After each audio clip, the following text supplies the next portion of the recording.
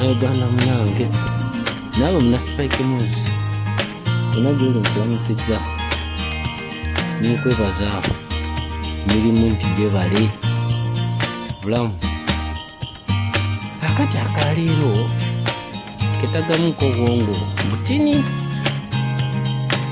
nze nakayise diversion kalimu some kind of diversion naye ojja gitegeera mumaze okulowooza nnyo toyanguwa kusalawo katya ensonga y'ebijambiya nabadde nina omukulu gwe njogerako naye nagamba ebijambiya bino tebitandise kati byaliwo ne mu mulembe gw'abazungu emyaka gy'ataano kati ebijambiya bibeera mu myaka gy'ataano manyi abazungu yadde bapretendinga naye balimuko some kind of respect for human rights kubanga bakimanyi nti omuntu oba omusse sawa oyinza otuuka nobeerawo ebibuuzo ebibuuzibwa kubanga era mujjukira ne kabaka yakyogerakoko kyoba mu mwaka gwali gwa 1945 abantu baafa 8 naye basawo akakiiko ne kanoonyereza buli ku muntu eyafa kitegeera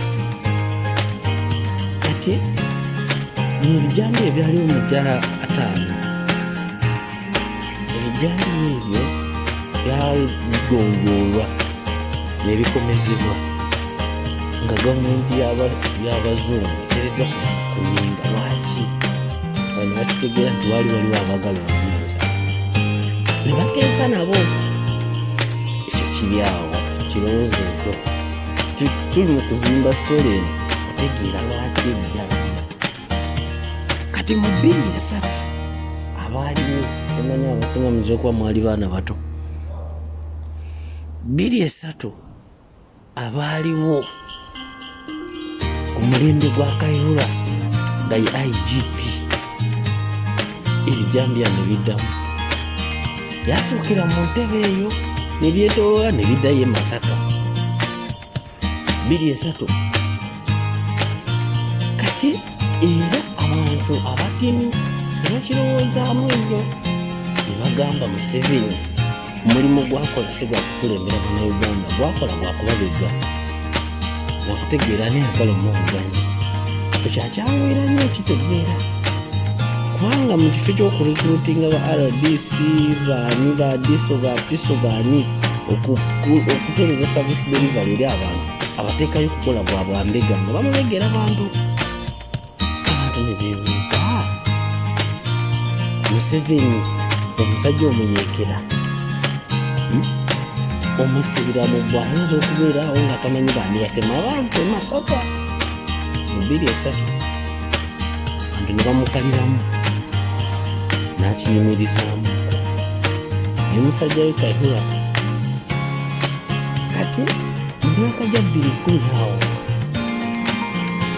omuze gw'okusala abakazi okubatta ne bafumita mu mbugo ekiddamu Kayihura yali ya poliisi batta abantu mu ntebe tebereza ekifo ekirimu State House amagye gonna bambega badiso bapiso bagiso buli kimu bali awo naye abantu ne bafa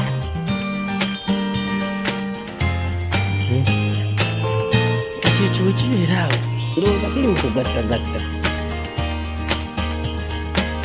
nebagenda batubudwisa awo simanyi Kayihura bamuyimiriza simanyi bamusibye simanyi bakoze ki nebigera nga bwe biri nti eri gurupu y'abasajja batemu abajja okumalawo ensi yaffe okutubuzaako obwekyusizo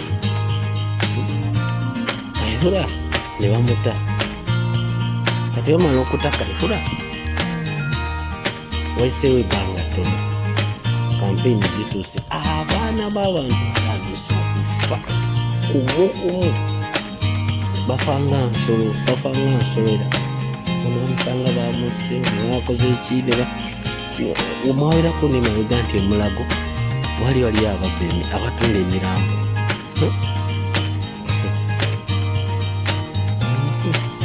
kati okulonda buli lwekuggwa Museveni alina enkola ey'okulaga munda ye obutali bumativu bw'abantu basuubira nti aba tebamuwa bbiya dakimanyi nti gurupu yonna eba temwagala, naye abamu ne bayagala okunyigiriza nga bwe yakola abamunozi. N'agenda ateekayo olutalo n'alimba abantu omusimanyi kona n'alyoka atirimbula abantu. Kati byakomezaawo mu Buganda region kubanga era kyali kitegeke okulemesa, kubanga Nuupu yali ewangudde akalulu Uganda yonna, naye eri ewala yonna n'asaayo amagye n'amaanyi gonna n'agamba nti kati Nuupu ya Buganda, n'akiteekamu nnyo sente abantu ne bagamba ekigulu. Kati aleese enkuba mpya yakubatema bijambiya amalawo agambe mubeebeekozemu olutalo nga bwe yakola munoozi. Oba okiraba mubeebeekozemu olutalo afune engeri ate gyayongera okubattira ddala. Jjukira yabatta ng'ajja eruweero abantu Museveni be yatta bayinza okusinga n'abaali nabalodero. Abantu ali awo amanyi bulungi ekituufu kuba omulimu gwakola mu Bannayuganda si kubakulembera kubabega, abuzaabuza abantu mbu simanyi ate aba opposition simanyi ate ki. Ebyo byonna abikola waliwo n'omulenzi gwe baafudde. Museveni laba watulabako amatu atuyita bumye. Ono omwami gwe baafudde simanyi muganga mu ngeri y'ekifere. Mulenzi ku twiti ye ogenda n'olaba webagamba nti gavumenti yeyamukutte olw'okugibega abega ebyamu bya gavumenti ya Uganda n'abega n'ebyama bya gavumenti y'e Rwanda. Kyokka ku twiti ye weyavudde mu nkomera yeebaziza Museveni mukyala we anti bwe batyo kati gwe munnange agoberera blindly ani yabadde amukutte wansi osobola. Kati at the same time musajja y'omu ne tumulaba ali mu kufuliidingira abavandimu babawe passport. At the same time bamutugamba simanyi ayagala education ministry, ayagala education ministry naye nayogera mu bigambo byayagala kubaninga UNEB. Omanyi tekitegeeza wakati omulembe gwa musajja ono Museveni okwokya Kyambogo University eyali esinga ekitiibwa mu Africa, okugyokya enfunda n'enfunda, Makerere ne bagyokya, Kyambogo ne bagyokya, bawulako ne bugaawo nti ettaka liriko enkaya n'abagala kulitwala nga bw'ataakola. Ettaka lyali erya gavumenti yalifuula lirye kubanga ye amanyi nti ye gavumenti. Kati ate n'enkuba empya omutabani we omanyi abo bonna baba nti ba Uganda baki ayagala kumuwa ministry y'education wakati n'omukyala we okutyatta n'ebyenjigiriza. Abaana batudde waka tebasoma, silabasi tezikyalimu bintu by'amagwanga. Buli kimu akyonooneeka. Omusajja ono ye pulezidenti akyasinze okwonoona ebintu by'eggwanga.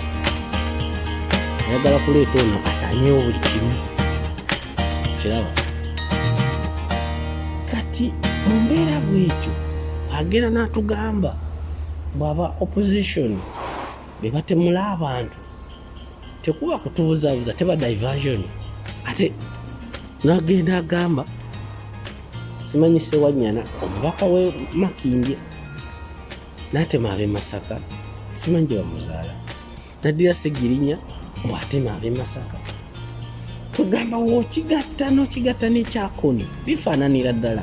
Era omusajja ono singa tubadde twetegereza bulungi mwangu okupredictinga bifaananira ddala. Kati bano bategeka ddi okutema ebijambiya nga gwe pulezidenti, so nga ate ne mu myaka gy'ekinaana nga Museveni ono ayagala obuyinza yayogera n'agamba tasobola kubeera pulezidenti mu nsi abantu gye bafa nga tamanyi babatta. Kati statement ekyasitandinga era wayimirira walowoozaamu statement eyo yali etegeeza ki, wagireetinga ne leero. Kale no munnange omugoberezi wa Spike News nyongera okutwagala, subscribe, share and comment and advise, supplement olaba wekyetaagisa tulwanirire ensi yaffe. Olutalo niwe tunalwanira emyaka 10 naye nga tumanyi tujja kuluwangula kubanga omuntu gwe tulwanyisa si munansi mwana wa kumugugu. Kyova olaba ayonoonye buli government system, buli kimu ekyaliwo ayonoone atatta n'ekitiibwa kya Uganda.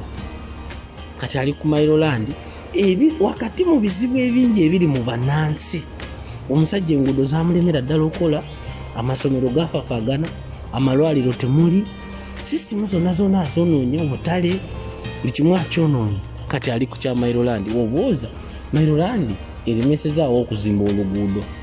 Mailoland yaleetera Uganda leero okuyimirira kubanga Uganda leero yaliwo Mailoland weeri. Mailoland yeremeseza amalwaliro okubeeramu amalagala. Mailoland yeremeseza abaana okudda mu masomero. N'otunula neweebuuza ebikulema kyokka tulina ababaka ba paalamenti ba minisita baani tebasobola kwogera anti munange bamukyamba omutema ajja kubatta.